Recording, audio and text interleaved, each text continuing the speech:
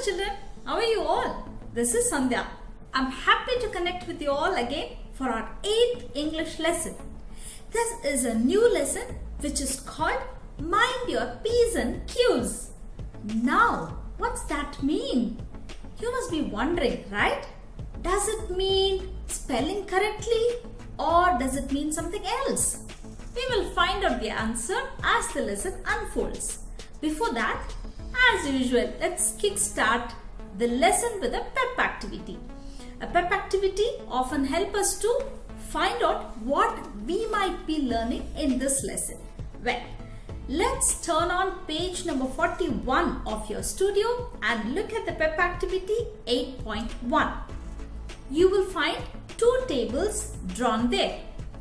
Table A and Table B. The instruction says, observe the two tables below. If you had choice at which table you would like to sit. Now it's time to pause the video and complete your work. Press play once you're done.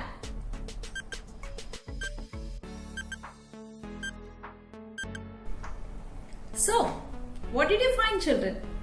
While table A is nice and tidy, table B is messy.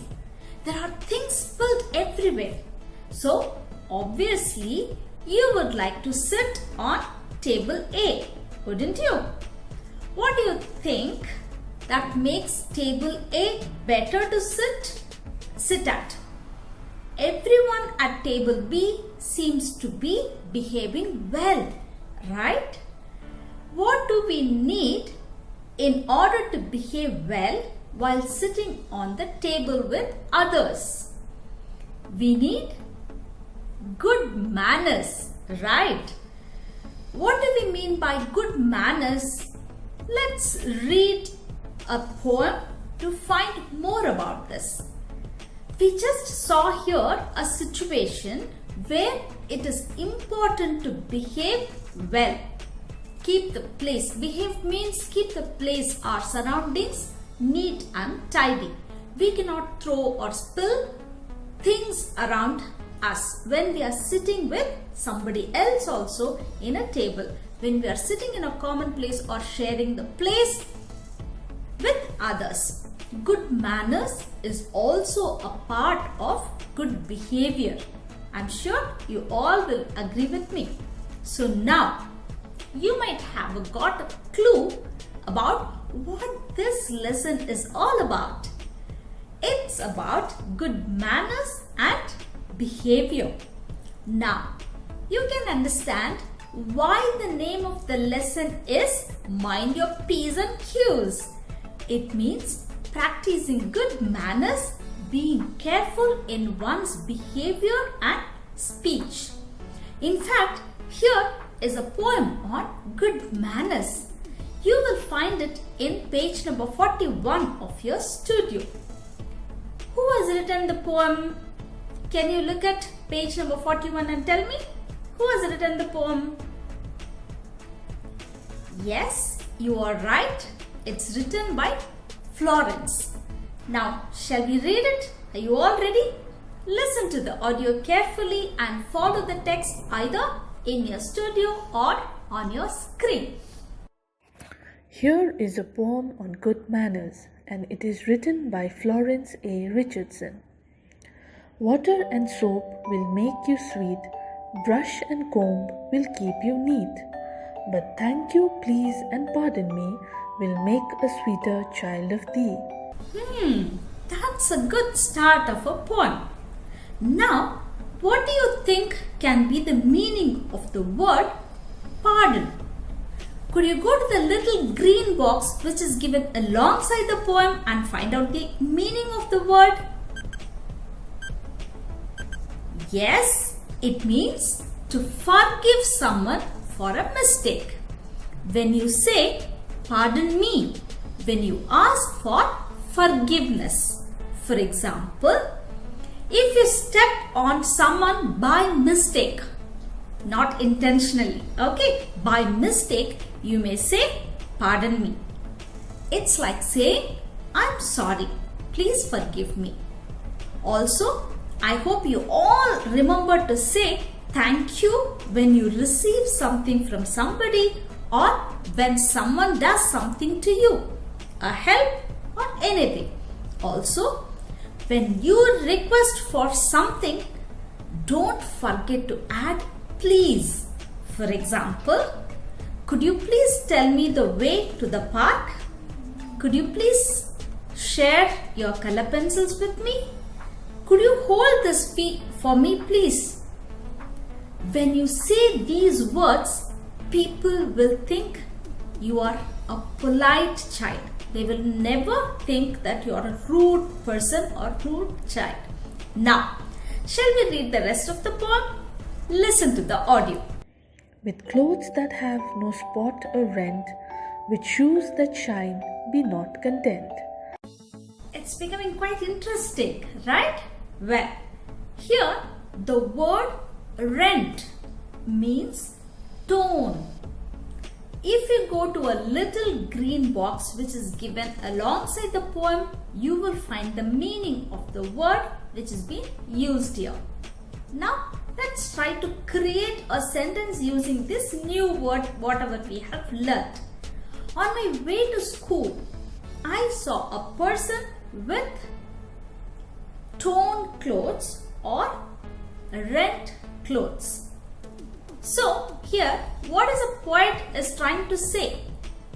Why should one not be contented or happy with the spotless clothes and shiny shoes only?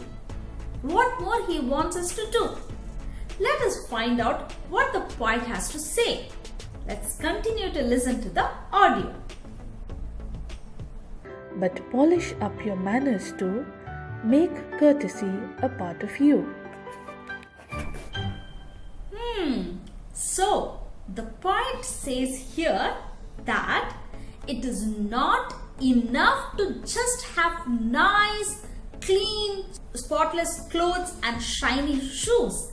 You need to polish your manners too and have courtesy for others always. What does the word courtesy mean? Let's go to the green box and find out. It means being polite in one's attitude and behavior. So the word courtesy. Can we try and create one sentence using this word courtesy? My new friend showed courtesy when she entered the class little late. Now, what do you think? Do you think it's important to have good manners? Why is it so? Why it is important to behave well always? What would happen if we don't behave well? Think about this few minutes before we move on. So, children, what did you think? What might happen if we don't behave well? We might make it difficult for others who are all trying to be friendly with us. We might make it difficult for others to move with us smoothly and freely. We might make others feel bad or we might hurt them, etc. Right? Well, let's continue the poem to know little more about this, what this poet is coming to tell us.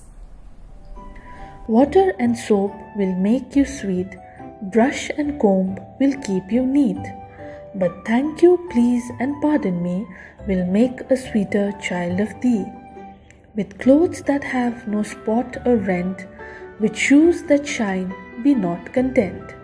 But polish up your manners too, make courtesy a part of you.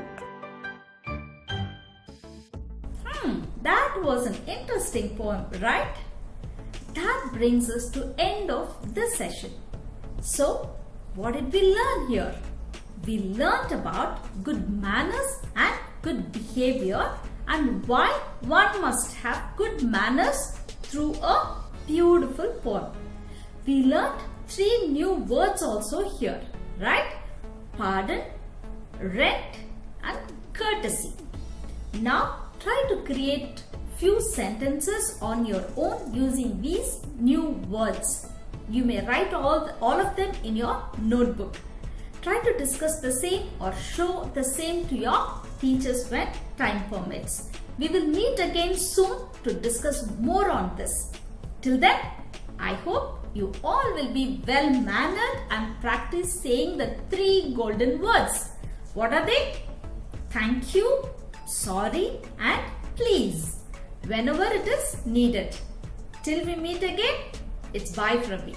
Bye.